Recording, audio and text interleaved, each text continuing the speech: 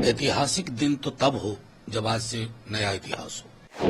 मोदी सरकार नहीं, एनडीए सरकार। कई मीडिया के साथी भी हनीमून फेज में तलाक के लक्षण ढूंढ रहे हैं। नीतीश जी और चंद्रबाबू जी की सामाजिक पृष्ठभूमि, राजनीतिक पृष्ठभूमि अलग किस्म की है।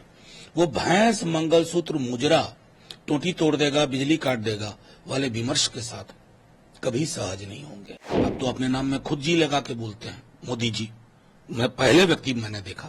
तीसरी बार नरेंद्र मोदी जी प्रधानमंत्री के तौर पर शपथ लेने जा रहे हैं। इस ऐतिहासिक दिन को आप कैसे देखते हैं? देखिए, बहुत बहुत शुभकामनाएं।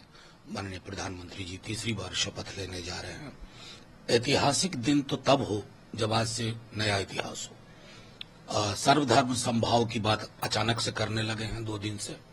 मोदी सरकार नहीं, एनडीए सरकार।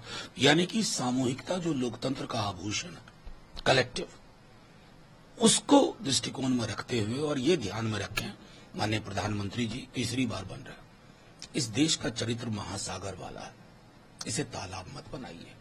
समुदायों, कौमों के बीच में सौहार्द बना रहे।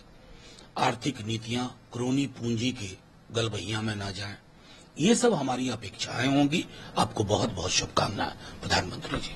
और बीजेपी भी रहेगी, बीजेपी, जेडीयू, मांझी जी, चिराग जी। तो जाहिर है जो बार बार तेजस्वी जी कह रहे हैं कि अगर ये सारे नेता आज आप किंग मेकर की भूमिका में, तो आपको बिहार का कुछ कर्ज है, बिहार की कुछ अपेक्षाएं, उसको लाना होगा। 2005 से या उससे पूर्व से बिहार को विशेष राज्य के दर्जे की मांग हो रही है। बिहार को लेबर सप्लाई स्टेट बना करके केंद्र अपने आप को सुरक्षित महसूस करता है। इस स्थिति में बदलाव के लिए आपको स्पेशल पैकेज पे देना होगा। तीसरी चीज, जातिगत जनगणना बिहार से ही आवाज उठी, बिहार ने करवाया।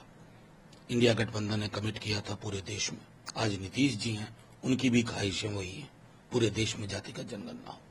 हमारा जो आरक्षण है, जो हमने दायरा बढ़ाया, वो दायरा उसी अनुरूप केंद्र में भी बढ़े और उसे 9वीं अनुसूची में शामिल किया जाए। ये तो मोटे मोटे तौर पर जो 4-5 चीजें जिसके लिए सब कभी न कभी बोलते रहे। आज बिहार को ये सारी चीजें हासिल हो, ये हमारी कामना होगी। नहीं खैर, ये तो इस पर मैं टिप्पणी नहीं करना चाहता। मैं और मेरी पार्टी सब कुछ जानते हैं किसने प्रस्ताव दिया, नहीं हुआ। ये हम ये बार बार कह रहे हैं कि नीतीश जी की बहुत बड़ी भूमिका थी इंडिया गठबंधन को सीमेंट करने में। पटना से ही शुरुआत हुई थी।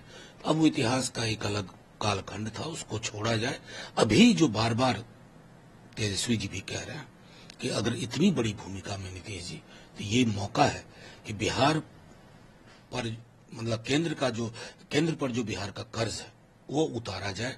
किसने प्रस्ताव दिया, नहीं दिया, ठुकरा दिया, स्वीकार किया, ये सारी चीजें राजनीति में ऐसी चीजें होती हैं कि कब क्या बदले, इसको प्रेडिक्ट। देखिए, कोई भी व्यक्ति जो राजनीति में है वो सपना नहीं देखे। क्या मोदी जी के मंत्रिमंडल में जो लोग हैं जो उनके साथ है, सपना नहीं देख रहे हैं? तो वो एक ऐसी चीज होती है जिसमें कई सारे फैक्टर्स काम करते हैं और उसके आधार पर निर्णय होता है। अभी मैं मानना हूं ना, मैं बार बार दोहरा रहा हूं कि कई मीडिया के साथी भी हनीमून फेज में तलाक के लक्षण ढूंढ रहे हैं। ऐसा होता नहीं है। Honeymoon is honeymoon. डिवोर्स की चीजें आगे एक एक विषय पर, क्योंकि मैं बार बार दोहरा रहा हूं, गौर करिएगा, नीतीश जी और चंद्रबाबू जी की सामाजिक पृष्ठभूमि, राजनीतिक पृष्ठभूमि अलग किस्म की है।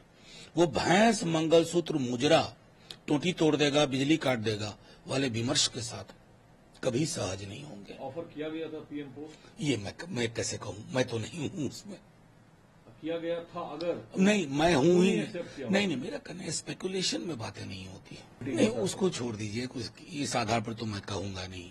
50 वर्ष पीएम रह जाएंगे, नेहरू बनना आसान नहीं। नेहरू सिर्फ पीएम बन के मशहूर नहीं हुए थे। नेहरू जैसी सोच एक ऐसा देश मिला था जो पार्टीशन से निकला था, खून की नदियां बह रही थी।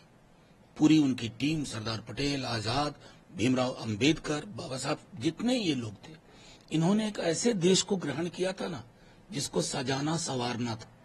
इन्हें तो सब कुछ अच्छा मिला। तो ये 50 न 70 बरस और प्रधानमंत्री रह जाए, नेहरू थोड़ी ही बन पाइएगा।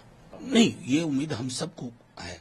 जब वो हमारी संविधान को चूम रहे थे, नमन कर रहे थे, तो ये सारी चीजें रिटोरिक लगती हैं, सिंबॉलिक लगती हैं। अगर मनसा वाचा कर्मणा में आप संवैधानिक मूल्यों को नहीं उतारते, विपक्ष के लिए किस तरह के शब्दों का आप प्रयोग कर रहे थे? अपने विपक्ष को नक्सली, टुकड़े टुकड़े नहीं, ये होती है जुबान। आप एनडीए के अब हैं, आप अच्छी बात है, आप मोदी सरकार नहीं बोल रहे हैं खुद भी। वैसे आप तो अपने नाम में खुद जी लगा के बोलते हैं, मोदी जी। मैं पहले व्यक्ति मैंने देखा मेरी कि अब संवैधानिक मूल्यों पर चलिए, विपक्ष के साथ संवाद करिए। अपने 150 एमपी सस्पेंड करवा दिए, ऐसा होता है? ये कौन सी डिक्टेटोरियल पॉलिटिक्स के लिए यहां जगह नहीं है।